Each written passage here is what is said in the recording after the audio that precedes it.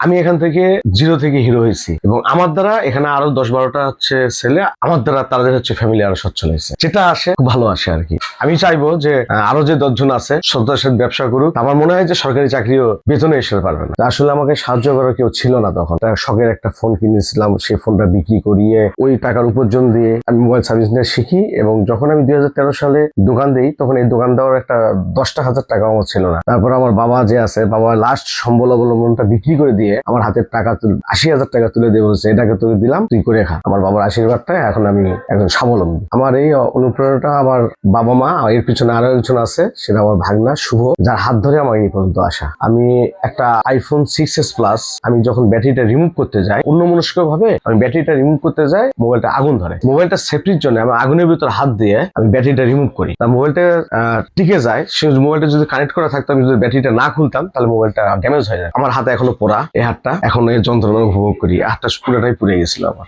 সবচেয়ে ক্ষত আমার এটাই। এখন আমি মোবাইল সেকশনে প্রায় 17 বছর থেকে আছি।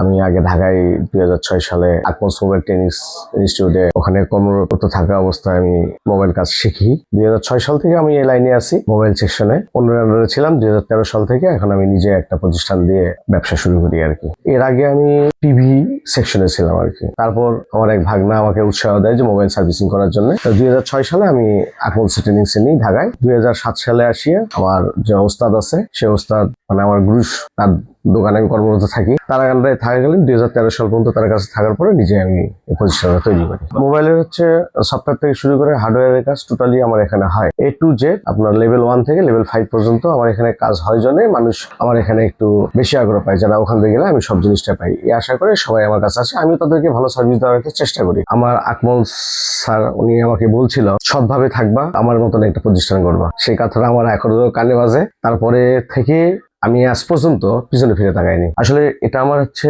পেশা এবং নেশা দুটাই বলতে পারেন। এখন সবচেয়ে বেশি হচ্ছে সিপিউর কাজটা, যেটা রিবোলিং ইস্যু, আইসি চেঞ্জ, রিবোলিং, ইউএফএস প্রোগ্রামিং, এই সমস্যাটা এখন বেশি আসতেছে। এখন হার্ডওয়্যারের কাজটাই বেশি। আর দ্বিতীয়ত হচ্ছে ডিসপ্লে চেঞ্জ, ওসিএ চেঞ্জ, এগুলো এখন খুব বেশি আসতেছে। আমার হচ্ছে কাজটা সেপারেট করা আছে। আমার একজন এখানে আইসির কাজ করে, একজন ওসি এর কাজ করে, একজন সফটওয়্যারের কাজ করে, আর একজন ডিসপ্লে এর কাজ করে। আমাদের পারিশ্রমিক হিসাবে দামটা নির্ধারণ করি পার্টস সহকারে। টাচ ডিসপ্লে, এটা আসলে প্রত্যেকটা ডিসপ্লে এবং টাচের একরকম এক কোয়ালিটি থাকে, এই কোয়ালিটির উপর মেনটেন করে দামটা নির্ধারণ হয়। এটা যেমন একটা ডিসপ্লে যেটা কেনা আছে, আমার ঢাকা খরচ বাদ দিয়ে আমার 200 টাকা সার্ভিস চার্জ লাগবে এখানে, এই হিসাবে আমার দামটা হয়। যদি মোবাইল পানি খাওয়ার পরে ডেট হয়ে যায়, ডেট হওয়ার পরে ওটা আগে ফার্স্টলি ওয়াশ করতে হবে থিনার দিয়ে। ওয়াশ করিয়ে ওকে ক্লিন করার পরে আমাদের যে মাল্টিমিটার আছে, ডিসি পাওয়ার সাপ্লাই আছে, এর মাধ্যমে আমরা জানতে পারি যে মোবাইলটা কি সমস্যা আছে। গাইবান্ধা শহরে যে আমরা 5 জন ছিলাম পুরাতন ব্যবসায়ী, তার মধ্যে আমি একজন আছি, এখন বর্তমানে টিকে আছি গাইবান্ধায়। আমার পরে আমার আগেও যারা আসে তারাও চলে গেছে গাইবান্ধা থেকে। যে পুরাতন লোক হিসাবে মানুষের মুখে মুখে একটা রটে গেছে যে সঞ্জয় টেলিকম।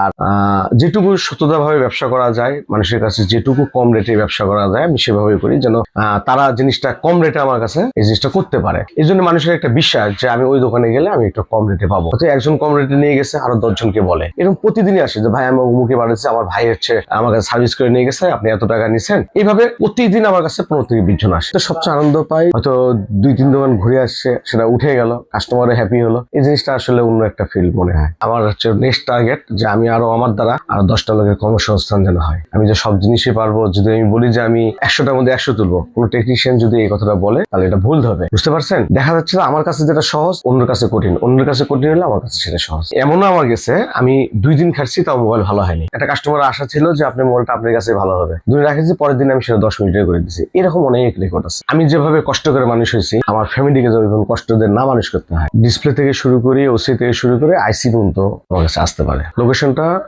খান মার্কেট, সঞ্জয় টেলিকম, 7 নম্বর দোকান, পিকে বিশেষ গাইবান্ধা।